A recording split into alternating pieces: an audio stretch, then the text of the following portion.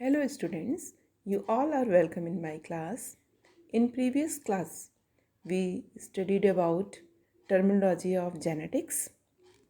In today's class, we are going to discuss about Mendelian genetics. First of all, who is Gregor John Mendel? जैसा कि हम लोगों ने पिछले class में डिस्कस किया था, आप सभी जानते भी हो, मेंडल का पूरा नाम जो है ग्रेगर जॉन मेंडल है और इनको फादर ऑफ जेनेटिक्स भी कहा जाता है. Why? Responsible for the law governing inheritance of trade. इन्होंने इनहेरिटेंस ऑफ ट्रेड से जो लॉ है इन्होंने दिया मेंडल्स लॉ, और आपके सिलेबस में भी है.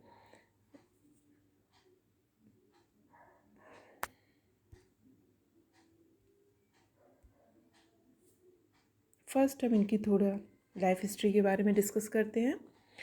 जैसा कि आप सभी जानते भी हो, Gregor John Mendel 1856 and 1863. Between 1856 and 1863, Mendel cultivated and tested some 28,000 pea plant. 1856 से 1863 के बीच में मेंडल ने कम से कम 28,000 आपके पी प्लांट को कल्टिवेट किया. He found that plants offspring retain trait of parent. उन्होंने देखा कि जो प्लांट्स के ऑफस्प्रिंग हैं, जो नई जनरेशन है, प्रोजीनी है, वो वही ट्रेट फॉलो करती है जो कि उनके पेरेंट्स में है.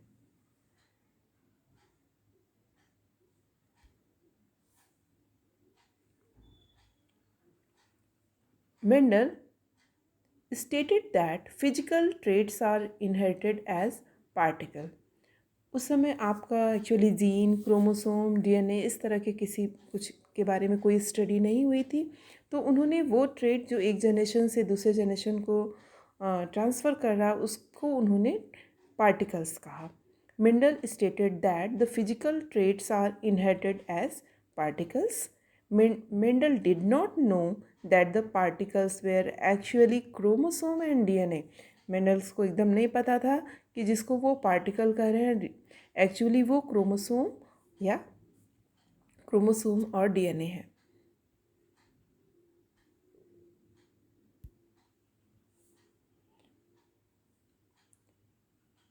जेनेटिक टर्मिनोलॉजी लास्ट क्लास में भी हमने डिस्कस किया था, एक बार थोड़ा फिर रिपीट करते हैं. Trait, any characteristics that can be passed from parent to offspring. कोई भी करेक्टरिस्टिक्स जो पेरेंट से उसके ऑफस्प्रिंग में जाता है, उसके बच्चों में जाता है, कोई भी ऐसा करेक्टर जो पेरेंट से उसके बच्चों में जाता है उसको हम ट्रेट बोलते हैं. And heredity, passing of trait from parents to offspring. वो ट्रेट जो पेरेंट्स से ऑफस्प्रिंग में पास हो रहा है, इस जो प्रोसेस को हम हेरिडिटी बोलते हैं. Genetics, study of heredity. Study of heredity are called genetics. इसके अलावा दो टर्म है आपकी, monohybrid cross and dihybrid cross. What you mean monohybrid?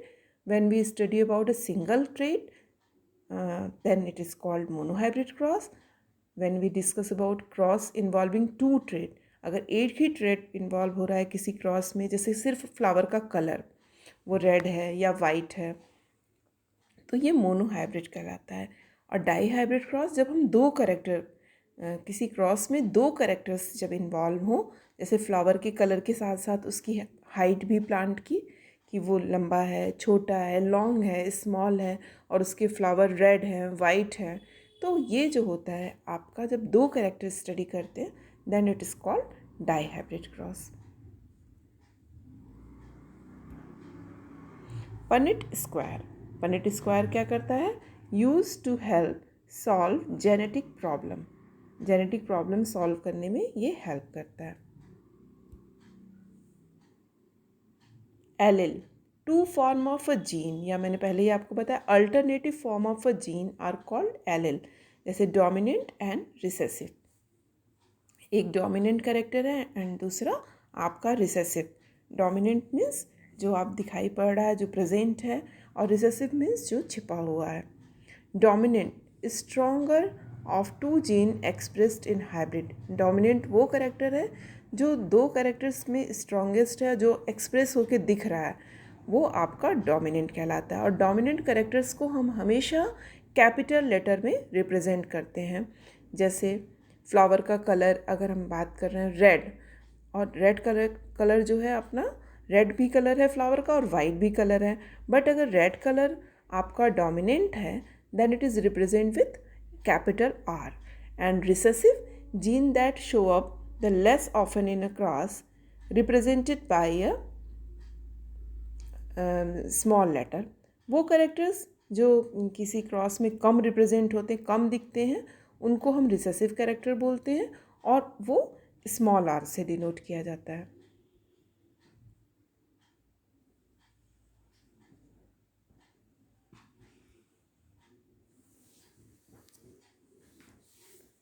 और जीनोटाइप फिनोटाइप, मैंने पिछली बार भी आपको क्लास में बताया था। Genotype gene combination for a trait, उसका कॉम्बिनेशन क्या है, कैपिटल आर है, कैपिटल आर स्मॉल आर है, या स्मॉल आर। और फिनोटाइप क्या है, the physical feature resulting from a genotype, जो आपका फिजिकली आप जिसको बाहर से देख के बता सकते हो कि वो जो करेक्टर्स वो आपकी फिनोटाइप कहलाते हैं। जैसे कैपिटल आर भी रेड कलर ही शो करेगा होमोजाइगस कंडीशन में, बट जब ये हेट्रोजाइगस कंडीशन में है कैपिटल आर और स्मॉल आर, तो भी वो रेड कलर का ही फ्लावर शो एक्सप्रेस होगा। क्यों?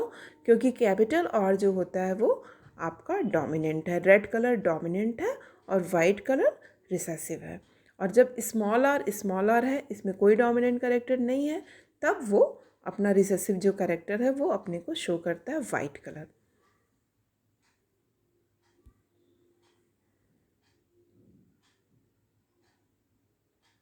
Genotype of allele, red flower, yellow flower. जैसे आपका कोई एलिल है, उसका कलर है, एलिल क्या है, अल्टरनेटिव फॉर्म, अगर वो कैपिटल आर भी हो सकता है, स्मॉल आर भी हो सकता है।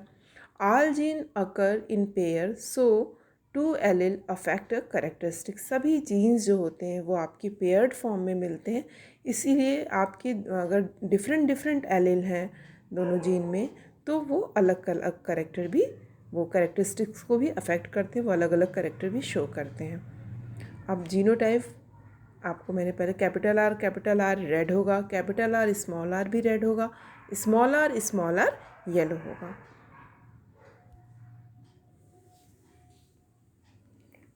Homozygous and heterozygous. What do you mean homozygous and what do you mean heterozygous? Homozygous जब आपका सेम एलील हो, कैपिटल आर या small R, then it is called homozygous. और अब दोनों एलील अगर अलग अलग हैं, कैपिटल आर है दूसरा स्मॉल आर है, वो सेम नहीं है, तब आप इसको हेट्रोजाइगस जीनोटाइप बोलते हो।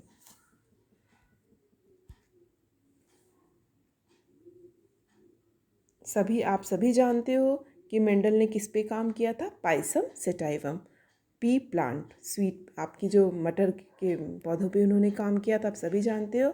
और पी प्लांट में आपको अक्सर ये क्वेश्चन पूछा भी जाता है कि पाइसम सेटाइवम में क्रोमोसोम का नंबर कितना होता है, how many chromosome in Pisum sativum. तो इसका आंसर है 14 क्रोमोसोम इन पाइसम सेटाइवम में 14 क्रोमोसोम होते हैं। अब उन्होंने क्यों इसी को सेलेक्ट किया, इसके पीछे क्या रीज़न है। Can be grown in A small area, इसको हम बहुत छोटे एरिया में ग्रो कर सकते हैं।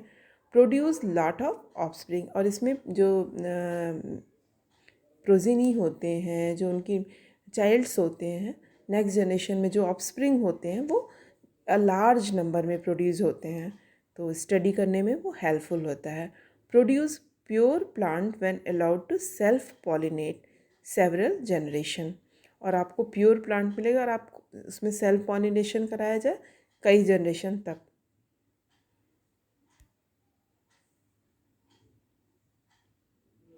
रिप्रोडक्शन इन फ्लावरिंग प्लांट, ये आपके इसमें मेल और फीमेल दोनों ऑर्गन्स, गोनेट्स जो होते हैं वो आपके एक ही प्लांट में प्रेजेंट होते हैं।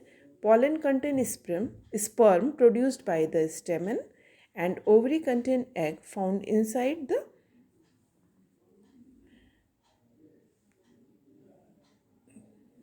pollen carries sperm to the egg for fertilisation, self fertilisation can occur in same flower, और क्रॉस फर्टिलाइजेशन तब बोलते हैं can occur between different flower. अगर एक ही फ्लावर में होता तो वो उसको हम सेल्फ फर्टिलाइजेशन, वो अपने ही एग और अपने ही एक ही फ्लावर के एग का उसी के स्टेमन से उसी के स्पर्म के साथ जब फर्टिलाइजेशन होता है तब हम उसको सेल्फ, और अगर डिफरेंट डिफरेंट फ्लावर के एग और स्पर्म होंगे तब आप उसको क्रॉस फर्टिलाइजेशन बोलते हैं।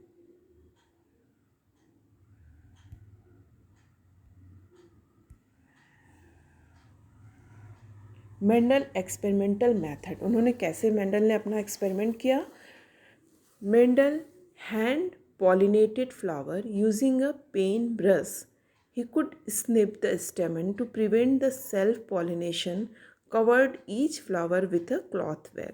उन्होंने क्या किया कि फ्लावर के जो स्टेमन थे उसको उन्होंने flower using a paint brush के हेल्प से उन्होंने hand pollinated, Mendel hand pollinated, उन्होंने खुद से उसको अपने हाथ से पॉलिनेशन कराया। Flower using a paint brush he could snip the stamen to prevent self pollination, उन्होंने स्टेमन को वहाँ से पेंट ब्रश के हेल्प से उसको अलग कर लिया ताकि कि उसमें सेल्फ पॉलिनेशन ना हो सकते।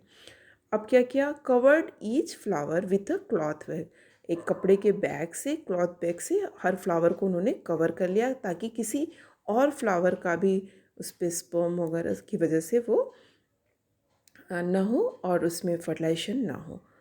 ही ट्रेड थ्रू द सेवरल, ये जनरेशन उन्होंने कई ट्रेड को कई जनरेशन तक फॉलो किया।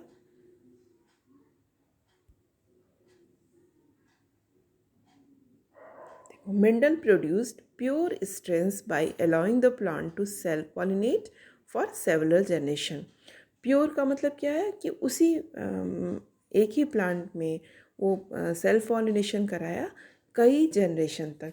कैसे देखो, male anther, fertilisation, female stigma, ovary, सीरियन ओवरी, इस तरह से करके सेल्फ पॉलिनेशन हुआ, फिर फर्टिलाइजेशन होगा, देन जर्मिनेशन होगा, फिर इससे जो प्लांट निकलेगा फिर उसमें आपस में सेल्फ पॉलिनेशन कराया, फिर उसमें फर्टिलाइजेशन हुआ, जर्मिनेशन हुआ, फिर उसके जो प्लांट हुआ सीड में से उसको, इस तरह से उन्होंने कई जनरेशन तक उसको किया।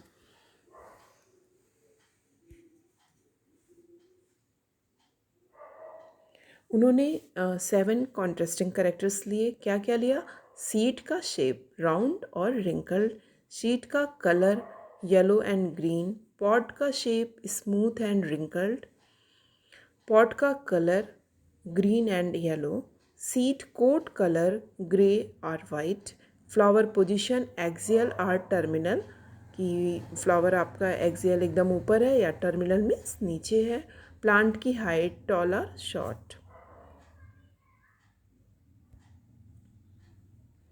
उनको रिज़ल्ट क्या मिला इसमें देखो, सीड का शेप लिया तो सीड स्मूथ एक डोमिनेंट और दूसरा रिसेसिव ट्रेट जो था वो रिंकल्ड, सीड का कलर येलो और ग्रीन, ये अलग अलग करेक्टर हो गया। कैरेक्टरिस्टिक सेम कैरेक्टरिस्टिक से पॉट का शेप इन्फ्लेटेड या रिंकल्ड, तो इसमें इन्फ्लेटेड जो है वो डोमिनेंट है और रिंकल्ड जो है वो रिसेसिव है। पॉट कलर ग्रीन या येलो, तो ग्रीन कलर जो है वो डोमिनेंट है और येलो कलर जो है वो रिसेसिव है।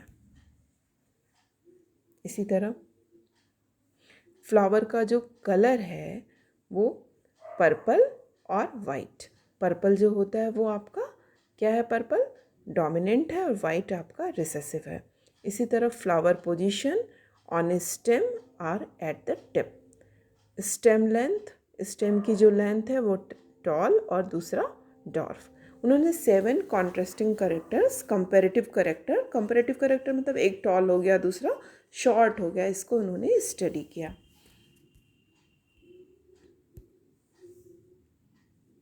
तो आपको पहले ही बताया मैंने कि कोई डोमिनेंट है, उन्होंने रिजल्ट क्या मिला देखो, ये उनको रिजल्ट मिला ratio of dominant to recessive, ये रिजल्ट मिला। इसी बिहाफ पे, पूरे अपने स्टडी के बिहाफ पे फिर उन्होंने 3 लॉज दिए। उसमें आपका था law of dominant, law of segregation and law of independent assortment. आपको तीनों लॉ डिटेल में पढ़ने हैं, लेकिन उससे पढ़ने से पहले आपको मेंडल की थोड़ी लाइफ हिस्ट्री और उसके बाद उन्होंने क्यों उसको सेलेक्ट किया और कहाँ वो बॉर्न किए और कहाँ उन्होंने काम किया, ये सब चीज़ें आपको जाननी ज़रूरी है।